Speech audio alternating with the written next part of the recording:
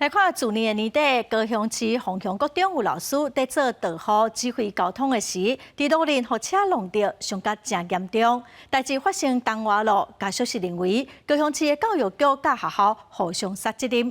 今仔教师团体嘛呼吁讲，导护指挥交通毋是老师的专业，应该甲路口交予专业人士。师生回归校园，路口交给专业。2021年发生伫高雄市凤雄国中的导护意外，致使互人弄到的牛老师终身失灵，引起社会对学校老师无应该出来指挥交通的讨论。全高中联合5个教师工会表示，代志发生到大，政府应变的速度伤过慢。那陈其迈市长也答应我们工会呢，不强迫老师再去校外站导护。整个问题应该是全国性的哈，应该教育部还是应该站出来来把这个问题去做一个厘清。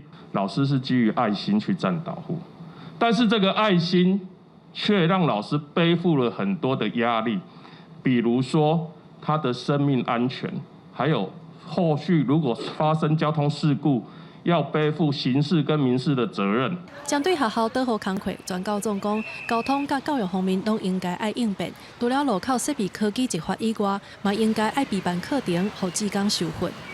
那如果义交的人力还没有办法，那是不是训练一些有专业能力的一个志工？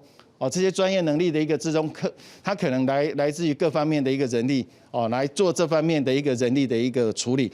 教育部回应已经有提出导护职工运作方式参考范本，予地方单位，邀请警政署协助支援一寡学校的导护工课。